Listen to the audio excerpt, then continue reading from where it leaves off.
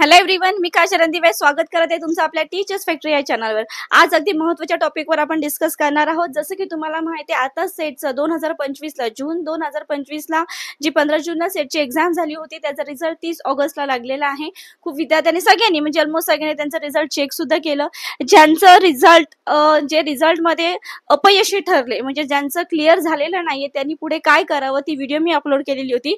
पण मला विद्यार्थ्यांच्या फार कमेंट येत होत्या की मॅडम ज्यांनी क्वालिफाय केले त्यांनी पुढे काय करायचं ते सुद्धा आम्हाला सांगा। सो त्याबद्दलच आज आपण डिस्कस करणार आहोत। जे सेटची एक्झाम क्लिअर झालेले, ज्यांनी सेटची एक्झाम क्वालिफाय केलेली आहे, त्यांच्यासाठी आज मी ते सांगत आहे की त्यांना आता पुढे नेमकं करायचं काय आहे ते, ठीक आहे। आणि सगळ्यात आधी हे सुद्धा मला सांगायचंय, ज्यांचं अपयशी ज्यांनी क्लिअर केलेली नाहीये, जे अपयशी झालेले त्यांनी ते व्हिडिओ नक्की जाऊन चेक करायचा आहे।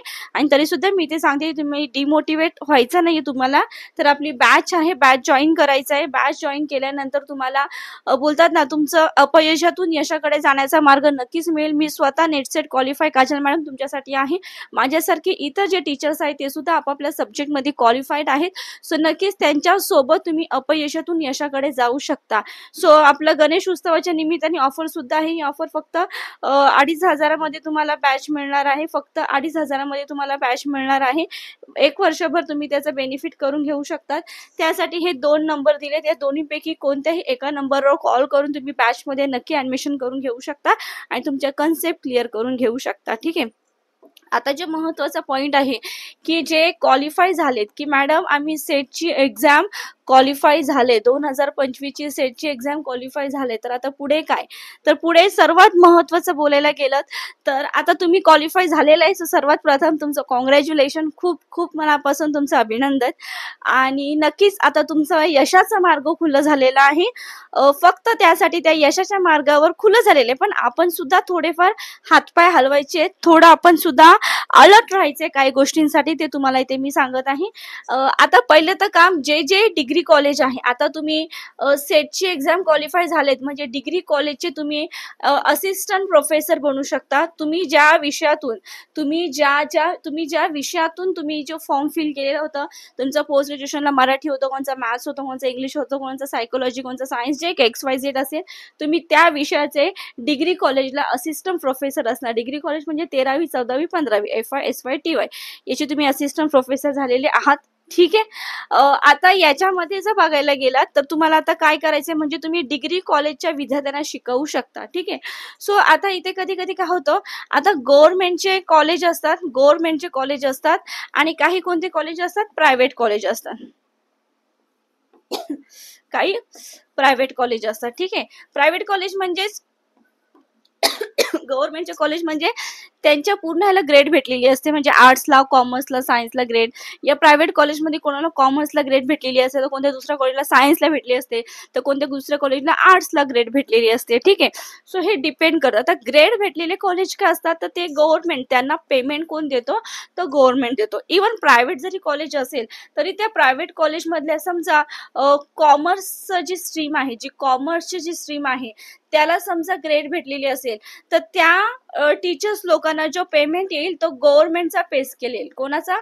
गव्हर्नमेंटचा पे स्केल। आणि गव्हर्नमेंटचा पे स्केल हा सगळ्यात हायेस्ट पे स्केल असतो, म्हणजे 40 अबव्ह तरी तो पे स्केल भेटलेला असतो। 35 च्या वरच म्हणजे चालून चला 40 प्लस पण कधी कधी असतो, त्याच्यापेक्षाही जास्त असतो, ठीक आहे। सो गव्हर्नमेंटचा पे स्केल बघायला तर तो व्यवस्थित छान प्रकारे व्यवस्थित असतो। मात्र प्रायव्हेट मध्ये जर बघायला घेतला म्हणजे फॉर एक्झाम्पल कोणत्या तुम्ही ज्या फील्डमध्ये ज्या डिग्री कॉलेजला लागले त्या, समजा तुम्ही तुमचं आर्ट्स मधून, तुम्ही हिस्ट्री मधून तुमचं क्वालिफाय झालेलं आहे आणि आता त्या एका डिग्री कॉलेजमध्ये तुम्ही लागलेले आहात, पण त्या BA ला ग्रेड भेटलेली नाहीये, त्याच्यामध्ये त्या कॉलेजमध्ये सायन्सवाल्यांना ग्रेड भेटलेली असेल, आर्ट्सवाल्यांना भेटलेली नसेल, मग तुम्ही तिथे ॲज अ लेक्चरर म्हणून असाल, तर तुम्ही तिथे म्हणजे प्रोफेसर असणार किंवा लेक्चरर म्हणून असणार, ठीक आहे। लेक्चरर असाल तरी तुम्ही प्रोफेसरचाच तुम्हाला टॅग लागतो असं काही नाही। पण लेक्चरर म्हणजे कधी कधी कसे असतात, जे कधीतरी येतात, म्हणजे फक्त लेक्चर एका तासावर, एक तास लेक्चर घ्या, तुम्हाला एका तासाचे एवढे पैसे भेटतील असं असतं। बट प्रोफेसर जे असतात त्यांना मंथली सॅलरी असते, भलेही प्रायव्हेट मध्ये असेल, प्रायव्हेट वाल्यांना जरा सॅलरी थोडी कमी असते, पण त्यांना मंथली सॅलरी असते। लेक्चर वाल्यांना कसं असतं की तुम्ही आठवड्यातून तुमचे 4 लेक्चर ठेवलेले असतात, ते 4 लेक्चर घ्या आणि तुमचा पगार तुम्हाला भेटेल। मात्र जे मंथली सॅलरी असतात त्यांना संडेला सुट्टी भेटते, ते पण पैसे भरून भेटतात, म्हणजे सॅलरीमध्ये भरून भेटतात, ठीक आहे. सो या सगळ्या गोष्टी असतात. ठीक आहे. सो तुम्ही जर आता थोडक्यात जर मी सांगायचं म्हटलं, जर तुम्ही जर क्वालिफाय झालेले आहात, तुम्ही जर क्वालिफाय झालेले असतात, तर जिथे तुम्हाला तत्पर एकदम अलर्ट राहायचंय, कोणकोणत्या कॉलेजमध्ये वॅकन्सी निघते. पहिली तो गोष्ट, कोणकोणत्या कॉलेजमध्ये वॅकन्सी निघते त्यासाठी तुम्हाला अलर्ट राहायचं आहे. पहिली गोष्ट. ठीक आहे. जर समजा तुम्हाला दिसलंय की हा माझ्या विषयासाठी, तुमचा जो विषय असेल त्या विषयासाठी गव्हर्नमेंट डिग्री कॉलेजमध्ये जर वॅकन्सी असेल, तर तुम्ही फटकन फॉर्म फिल करून टाकायचा आहे तो. म्हणजे तिथे जाऊन अर्ज ऍप्लिकेशन द्यायचा असतो, तो द्यायचा आहे. इंटरव्ह्यू वगैरे होणार. ते झाल्यानंतर जे गव्हर्नमेंटच्या थ्रूने होतात, जे गव्हर्नमेंटसाठी होतात, तर त्यांना पीएचडी करणं मॅन्डेटरी. पीएचडी नंतर म्हणजे नंतर इन फ्युचर, म्हणजे समजा 5-6 वर्षानंतर, 4-5 वर्षानंतर, आणि ते आपल्याला करायचंच आहे पीएचडी. ठीक आहे. मग पीएचडी हे कोर्स सगळ्यांसाठी, म्हणजे हे जे डिग्री कॉलेजला ज्यांना शिकवण्याचं स्वप्न आहे, ज्यांना त्याच्यामध्येच करिअर ठेवायचं आहे, तर मग ते प्रायव्हेटमध्ये असू दे, गव्हर्नमेंटमध्ये असू दे, पीएचडी हे करून ठेवायचीच असते, कारण की त्याचा नंतर फायदा आपल्याला मिळतो तुमच्या विषयामध्ये केलं तर. ठीक आहे. मी सुद्धा इंग्लिश लिटरेचर मध्ये परसुईंग पीएचडी म्हणजे चालू आहे. ठीक आहे. बघा, मी नेट सेट क्वालिफाय आहे तरी सुद्धा मी पीएचडी करत आहे. सो त्याचा बेनिफिट नंतर खूप छान भेटतं. ठीक आहे. तर ते पण आपण नंतर दुसऱ्या व्हिडिओमध्ये बघणार आहोत. ठीक आहे. आता फॉर एक्झाम्पल, कोणत्या गव्हर्नमेंट कॉलेजमध्ये तुमची सीट जी आहे, तुमचं जे सब्जेक्ट आहे त्यासाठी वॅकन्सीच नसेल, तर मग शांत बसायचंय का? तर नाही, आपल्याला अनुभव तर पाहिजे, एक्सपिरियन्स तर हवाय, कारण की गव्हर्नमेंट कॉलेजमध्ये डायरेक्ट तर घेत नाही, तिथे सुद्धा तुम्हाला अनुभव लागेल. मग त्यासाठी जे प्रायव्हेट कॉलेज जे आहे, प्रायव्हेट कॉलेजमध्ये जर वॅकन्सी असेल, प्रायव्हेट कॉलेजमध्ये ऑलमोस्ट सगळीकडे वॅकन्सी असतेच, 90% तरी वॅकन्सी असते, तर मग तिथे अप्लाय करायचं. सेट क्वालिफाय झालेलं असेल तर तिथे सॅलरी पण बऱ्यापैकी चांगली भेटते, आणि तिथे तुम्हाला अनुभव पण भेटतो, आणि मग तो अनुभव तुम्हाला ठेवायचा, आणि मग अनुभवासहित तरी सुद्धा तुम्हाला अलर्ट राहायचं आहे, तरी सुद्धा. आणि हेच तुम्ही डिग्री कॉलेजमध्ये, समजा प्रायव्हेट कॉलेजमध्ये लागला, ते करता करता तुम्हाला पीएचडीला पण फॉर्म भरायचे. पीएचडीला फॉर्म भरण्यासाठी पहिले पेट एक्झाम असते, पीएचडीची एंट्रन्स एक्झाम असते. जर तुम्ही नेट क्वालिफाय झालेले असाल, नेट तुमची क्लिअर झाली, बघा सेट झाल्यानंतर नेटसाठी पण ट्राय करायचे. जर नेट क्लिअर झाली असेल तर ही पेट देण्याची गरज पडत नाही, डायरेक्ट तुम्ही पीएचडीला ऍडमिशन घेऊ शकतात. कधी? जर नेट क्लिअर झाली असेल तर. पण नेट क्लिअर झाली नाही तुमची, फक्त सेट एक्झाम क्लिअर झालेली आहे, तर मग तुम्हाला पेट द्यावं लागेल पीएचडी साठी. ठीक आहे. सो समजा तुम्ही प्रायव्हेट मध्ये तुम्ही लागलाय, तर तिथला अनुभव घ्या. पण प्रायव्हेट मध्ये करता करता तुम्ही सरकारी कॉलेजमध्ये कुठे आपल्या विषयासाठी कुठे जागा आहे का, त्यासाठी तुम्हाला अलर्ट सुद्धा राहायचं आहे. ठीक आहे. आणि मग तिथे फॉर्म फिल करून टाकायचे. मग तुम्हाला अनुभव सुद्धा असेल, आणि प्लस तुम्ही समजा पीएचडी साठी अप्लाय केलं असेल, परसुईंग असेल, मग तो तुमचं 100% तिथे होऊनच जाणार. मग ते 100% गव्हर्नमेंटमध्ये होऊनच जाणार. ठीक आहे. पण गव्हर्नमेंट सहजासहजी मिळत नाही, तुम्हालाही माहिती आहे, त्यासाठी खूप करावं लागतं. पण याचा अर्थ असं नाही की प्रायव्हेट वाल्यांना त्याचा कमी लाभ भेटतं, प्रायव्हेट वाल्यांना पण चांगल्यापैकी लाभ भेटतं असं नाहीये. पण गव्हर्नमेंट भेटलं तर त्याचा काय ते छाप असते ते तुम्हाला सुद्धा माहिती आहे. सॅलरी, पे स्केलच्या बाबतीत असू दे, या XYZ काही असू दे. ठीक आहे. सो आपण अनुभव घ्यायचे पहिले प्रायव्हेटमध्ये, अनुभवासहित आपण गव्हर्नमेंटवर उडी मारायची. पण गव्हर्नमेंट पाहिजेच आपल्याला, हा नेम ठेवलाच पाहिजे.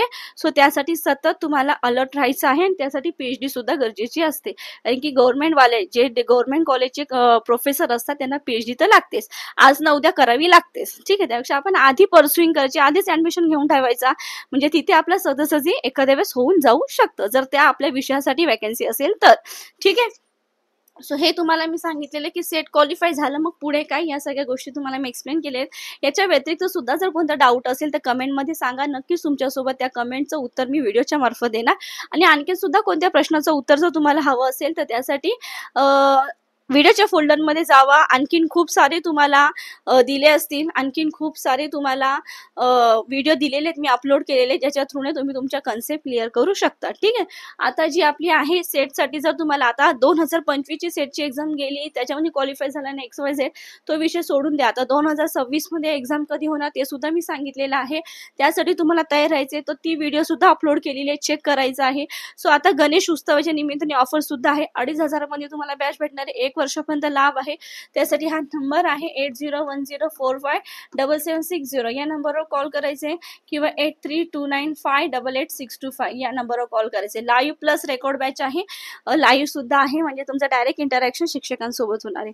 सो नक्कीच या दोन्हीपैकी कोणत्याही नंबरवर कॉल करून तुम्ही बॅचमध्ये ऍडमिशन करून घेऊ शकता, आणि तुमच्या कन्सेप्ट क्लिअर करू शकता. सो नक्कीच इथे मी थांबत आहे. भेटूया आपल्या नेक्स्ट लेक्चरला. माझं रोज सेटचा लेक्चर होतो दुपारी 1 वाजता, तो न चुकता तुम्हाला अटेंड करायचा आहे. आणि त्याचबरोबर तुमचे काही तुम्हाला शंका असतील ते कमेंटमध्ये सांगा, त्याचं उत्तर मी नक्की घेऊन येईन. सो चॅनलवर नवीन असाल तर सबस्क्राईब करायचे, व्हिडिओला शेअर आणि लाईक करायचे. Thank you so much.